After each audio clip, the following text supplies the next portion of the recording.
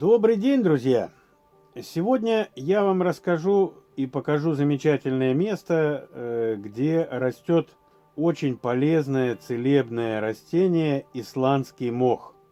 Его называют еще, если по-научному, то цитрария. Когда однажды зимой меня одолел сильный кашель, то соседи по даче, в общем-то, продали мне вот этот вот сушеный исландский мох. И его удивительное лечебное воздействие на меня сильно повлияло. Я его попил, и у меня буквально на третий день уже кашель прошел. Обычно у меня это затягивается недели на 2, на 3 как минимум.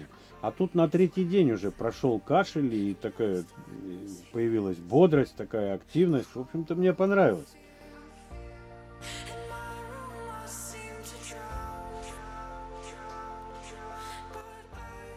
Я спросил ее, откуда она берет этот мох, где его можно купить. Она говорит, купить можно у меня. Я говорю, ну понятно, а вообще вот так вот, где? Ну, и я уговорил ее, и она с мужем показала мне место. Я их повез на своей машине в лес, в этот юрмальский. И что интересно, что этот мох растет не во всем лесу, а лес-то довольно-таки большой, но растет этот мох буквально в определенном месте. Может быть, там площадью, я не знаю, там 500 на 500 метров. И больше его в лесу нигде нет. Они местные жители, они знают. И вот вообще я им очень благодарен, что они меня в этот лес привезли. Лес очень красивый. Хороший такой воздух там обалденный. Море совсем рядышком, там слышно даже волны. И светло, и так относительно сухо, и воздух не надышишься. В общем, место замечательное. А мох этот применяют и в официальной медицине.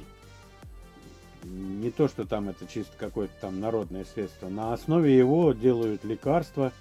У него масса полезных свойств. Помимо всего, он очень стимулирует иммунитет.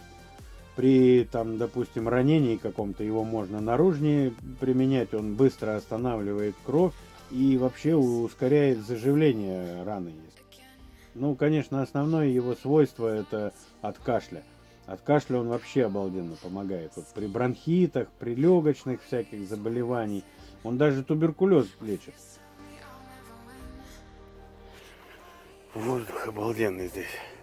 Отсюда 3 километра до моря.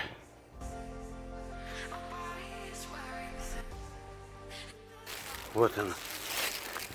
Вот он. О, хороший какой. И, как ни странно, даже успокаивает нервную систему. Поэтому у него свойств очень много таких полезных. То, что я сам на себе, в общем-то, испытал.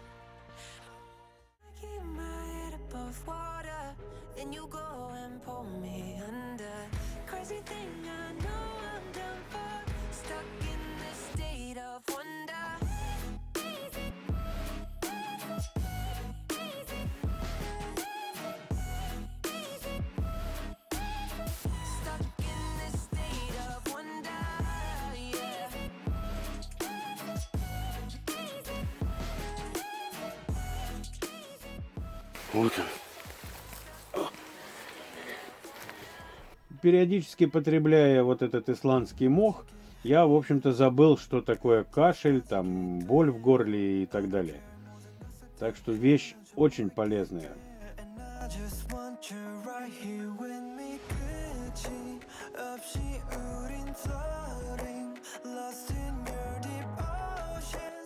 Для исландского мха нужны особые условия. Вот, вообще-то вот его тундра это такое основное место обитания. Но также вот он растет в хвойных лесах, болотах, ну, предпочитает почву с большим количеством песка, торфа и при этом любит хорошее освещение. Если в каком-то месте растет этот мох, это свидетельствует о том, что там абсолютно чистая экология. Потому что в местах, где какие-то проблемы с экологией, этот мох не обитает.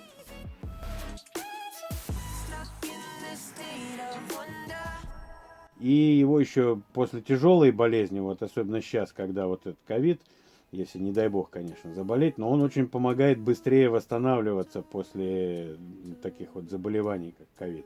И также легче переносить.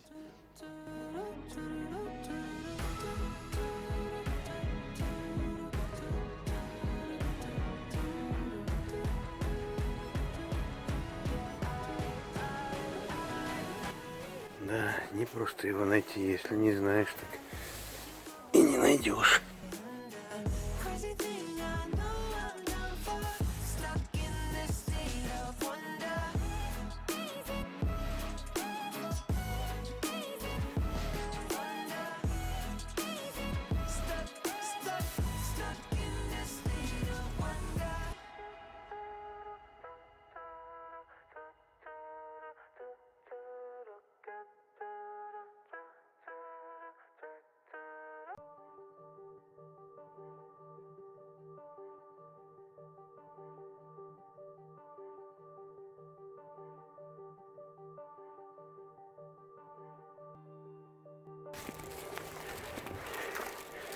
Идешь как по кровати. Мягко как.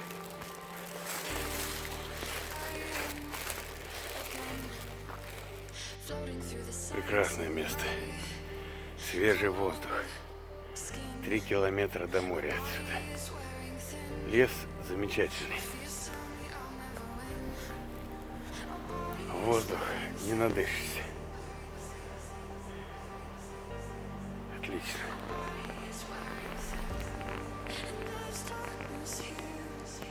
Очень сладкие сейчас.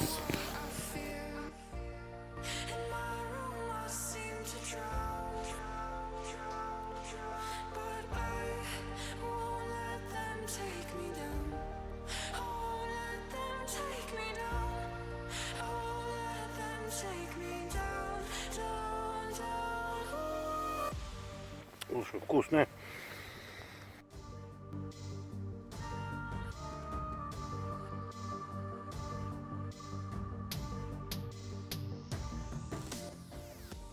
Сладенькое.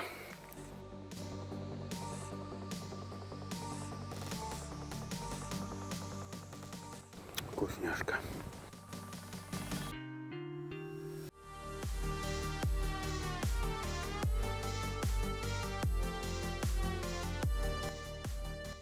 Как прелесть. Конец ноября. Заодно, собрав мох, еще и брусника тут нашлась. Я так это не любитель, в общем-то, там за ягодами, за грибами ходить, но здесь набрал себе еще и брусники. Не думал, что кроме мха еще что-то здесь смогу себе собрать. Здесь еще растет интересный такой декоративный мох. Он такими шариками. И вот эти местные жители, которые меня сюда привезли, они собирают вот эти вот шарики для всевозможных там рождественских поделок.